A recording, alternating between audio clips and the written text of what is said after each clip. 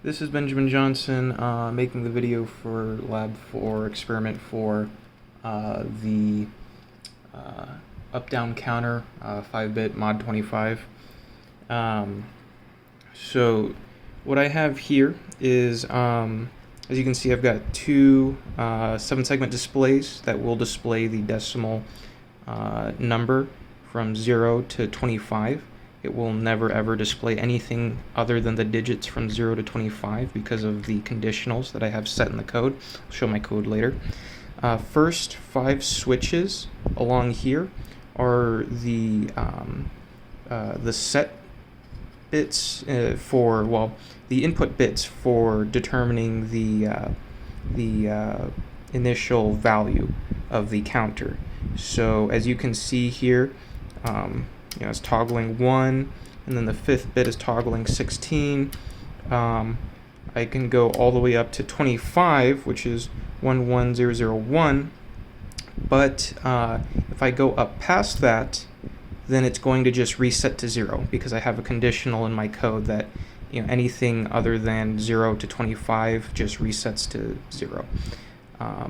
So let's see. The first thing I need to test is the number 15. So there we go. It's 0, 1, 1, 1, 1.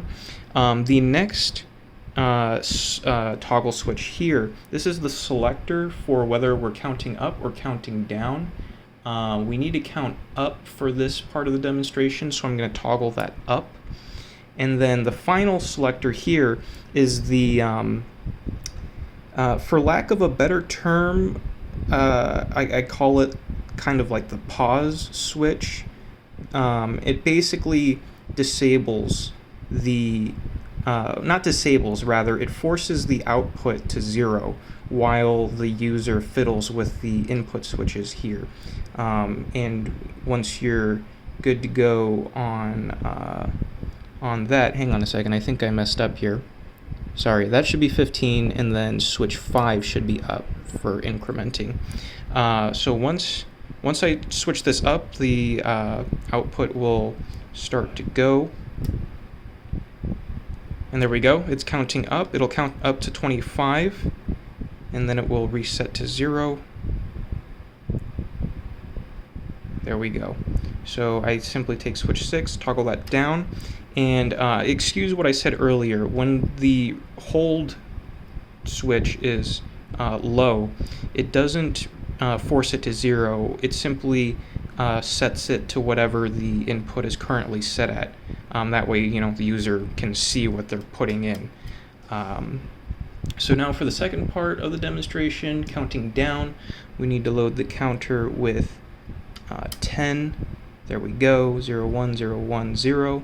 We're counting down, so my selector switch here is going to go down, and then now that we're all ready to go, switch 6 is going to go up, and that will allow the counter to work. And there we go, we see it counting down, and it should go back up to 25 after 0. Yep, and there you go. So that's how my device works. Just to show you my code here, so that way I'm not just using somebody else's device or something. You can see everything here. I've got two outputs for the two 7 segments right here. You've got the counter register output right here, the 1 megahertz clock output right there. This initial clock input right here is for the onboard 50 megahertz clock. And then you've got, I called it clear because initially I was making it a clear, but effectively it's just that hold that forces the output to always display what the user is currently inputting. You've got your select bit right there, and then you've got your user in right there. You've got down here, you've got the primitive for taking the 50 hertz input and having 1 megahertz output for the clock. You've got your behavioral code right here, and you can see right here if the hold bit is low, then you just force the user input is the output until you set that high again, at which point, depending on what the selector is at, it'll count up or down, resetting at 25 or 0, depending on which one you're doing.